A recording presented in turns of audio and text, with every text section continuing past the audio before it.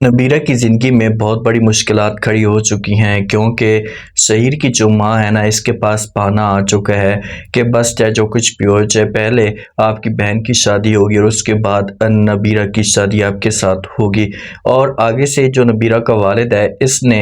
شہیر کی فیملی کو ایک ہفتے کا ٹائم دیا ہے کہ اگر اس دوران شادی نہ ہوئی تو بہت بڑا طوفان کھڑا ہو سکتا ہے۔ تو اب کیا ہوگا؟ کیا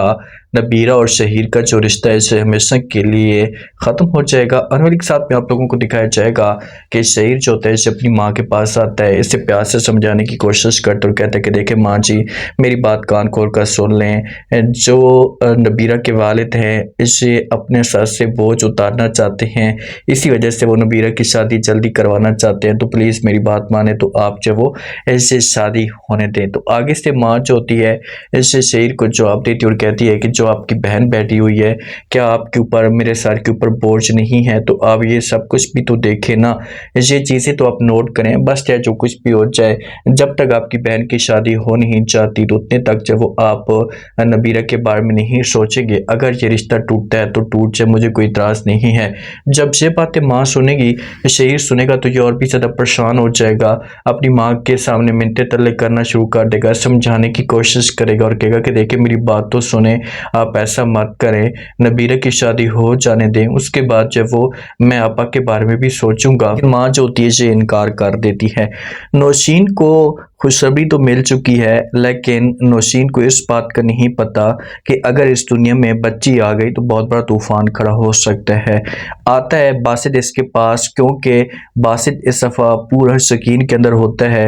یہ تویزوں کے اوپر انحصار کر رہا ہوتا ہے، تو نوشین کے پاس آتا ہے، اس کے بازو کے اوپر جو پٹی بھی باندھتا ہے، اسے پھول بھی دیتا ہے اور اس کے ساتھ بات کرتا ہے اور کہتا ہے کہ دیکھیں کہ اس دفعہ جو میری ساری امیدیں پوری ہو جائیں گی، بچہ اس دنیا میں آئے گا۔ تو آگے سے جب یہ بات نوشین سنتی ہے تو نوشین بڑی کنفیوز ہو جاتی ہے، کیونکہ باسط اسے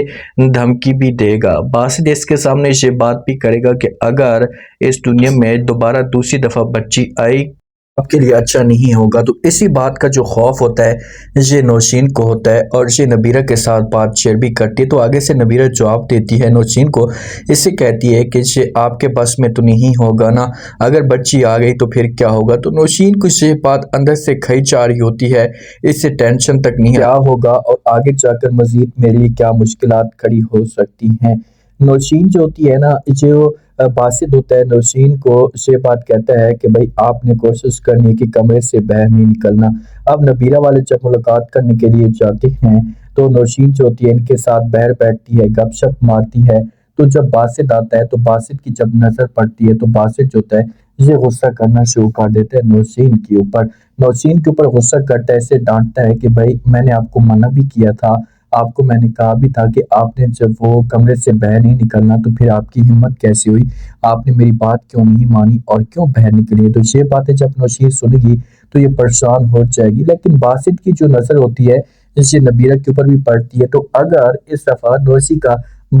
بچی آتی ہے اس دنیا میں تو پھر باسط جو ہوگا اسے نبیرہ کے بارے میں سوچ سکتا ہے۔ جو نبیرہ کا والد ہوتا ہے اسے نبیرہ کی ماں کے ساتھ بات کرتا ہے، اسے کہتا ہے کہ دیکھیں کہ ہم بہت بڑی غلطی کر رہے ہیں جس کی وجہ سے نبیرہ اور بھی زیادہ جو باسط کی طرف کھینچی جا رہی ہے، اگر ہم نبیرہ کو